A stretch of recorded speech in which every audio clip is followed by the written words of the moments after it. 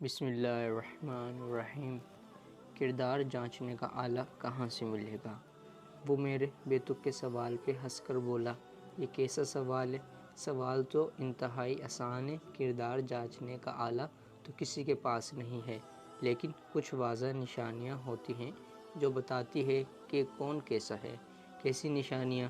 میں نے ایک اور سوال داغا۔ بھائی، اٹھنا بیٹھنا، چلنا پھرنا، بات کرنا، یہ چیزیں انسان کے کردار کے بارے میں کچھ بتاتی ہیں۔ بہت اطمینان سے اس نے جواب دیا، چلو یہ بتاؤ، کسی بد کردار مرد کو جانتے ہو؟ میرے اس سوال پہ اس کے چہرے پہ عجیب سے تاثرات امڑنے لگے۔ بتاؤ؟ اچھا مجھے سوچنے دو۔ وہ سر جھکاتے ہوئے بولا، سوچ لو۔ میں اپنا فون دیکھنے لگی۔ میں جن مردوں کو بد کردار کا ٹیگ لگانے کا سوچ رہا ہوں وہ سب اب سدھر چکے ہیں۔ میرے دوست فہیم کی مثال لے لو، شراب چھوڑ دی، اب باقاعدگی سے نماز پڑھتا ہے۔ شادی سے پہلے ارسلان لڑکیوں کے چکر میں رہتا تھا، ہر دوسرے دن ڈیٹ پر جانا، یہ سب اس کی ڈیلی روٹین کا حصہ تھا، لیکن اب وہ پوری طرح سے بدل چکا ہے۔ نوید کا بڑا بھائی چرس کی لت میں تھا، ہر طرح کے برے کام کرنا، لیکن ایکسیڈنٹ کے بعد وہ بھی راہ راست پہ آ گیا ہے۔ وہ ایک ایک کر کے اپنی جان پہچان کے سبھی لوگوں کے حالات زندگی بتانے لگا، لیکن ایک لمبی لسٹ چھاننے کے بعد ابھی تک اسے بد کردار مرد نہیں ملا تھا۔ اچھا چھوڑو، یہ بتاؤ کہ کسی بد کردار عورت کو جانتے ہو؟ میرے سوال پہ اس کا معنی خیز کہکا میری سمجھ سے باہر تھا۔ میں حیران ہو کے اس کی طرف دیکھنے لگی۔ یار تم کس بحث میں پڑ گئی ہو؟ دفع کرو یہ سب۔ وہ بیزار ہو کے بولا، بس اس آخری سوال کا جواب دے دو۔ ہمارے آفس میں کسی ایسی لڑکی کا نام بتاؤ جس کا کردار تمہیں مشکوک لگتا ہے۔ میں نے بھی ضد ٹھان لی۔ اچھا بابا پیچھے ہی پڑ گئی ہو؟ وہ آنکھیں دکھاتے ہوئے بولا، جلدی سے بتاؤ پھر چلتے ہیں، دیر ہو رہی ہے۔ میں نے زور دیا، نادیہ کو جانتی ہو؟ کون نادیہ؟ وہ جو آفس میں لمبا سا عبایا پہن کر آتی ہے وہ؟ ہاں وہی۔ او تو تمہیں اس کا کردار مشکوک لگتا ہے؟ وہ تو بہت اچھی لڑکی ہے، میں نے ابھی تک اس میں کوئی برائی نہیں دیکھی۔ یار تم لڑکی ہو، تم اسے اس نظر سے نہیں دیکھ سکتی جس سے ہم دیکھتے ہیں۔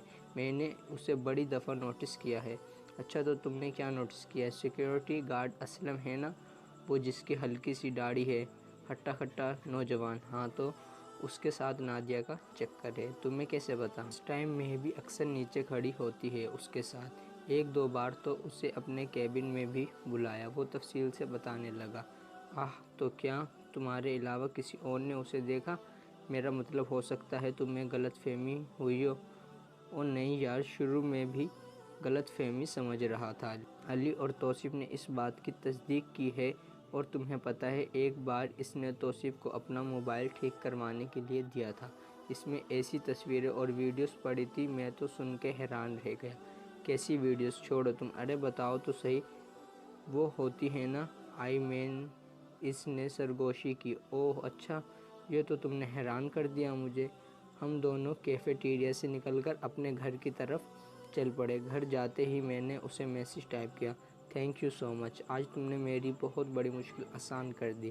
میں کب سے کردار جانچنے کا آلہ ڈھونڈ رہی تھی جو بلا آخر تمہاری مدد سے مجھے مل ہی گیا۔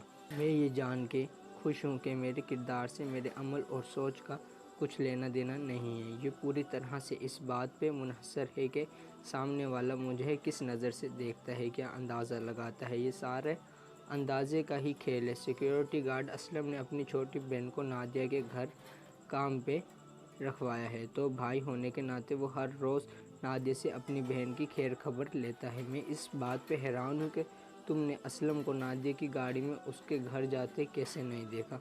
شکر ہے نہیں دیکھا، ورنہ اب تک اس پہ زنا کی تہمت بھی لگ چکی ہوتی۔ اور ہاں، جو موبائل فون تھا توصیف نے اپنے بھائی سے ریپیئر کرا کے دیا تھا، وہ نادیہ کا نہیں تھا بلکہ میرا تھا۔ کیونکہ توصیف سے میری بات چیت نہیں ہے، اس لیے میں نے نادیہ کی مدد لی۔ یقین مانو اس موبائل میں چند فلمی فوٹوز کے علاوہ کچھ نہیں تھا۔ آخر میں اس بات پہ بھی مبارکباد لے لو کہ تمہاری جان پہچان کے سارے مردوں نے تمہاری نظر میں خود کو سدھار کے با کردار بولنے کا سرٹیفکیٹ لے لیا ہے۔ کردار جانچنے کا پیمانہ محض ایک باہم اندازہ ہے جو کسی کو با کردار بنا دیتا ہے اور کسی کو بد کردار۔ پوسٹ اچھی لگی ہو تو کمنٹ کر کے رہنمائی کر دیجیے گا، ہمارے چینل کو سبسکرائب کریں اور ویڈیو کو لائک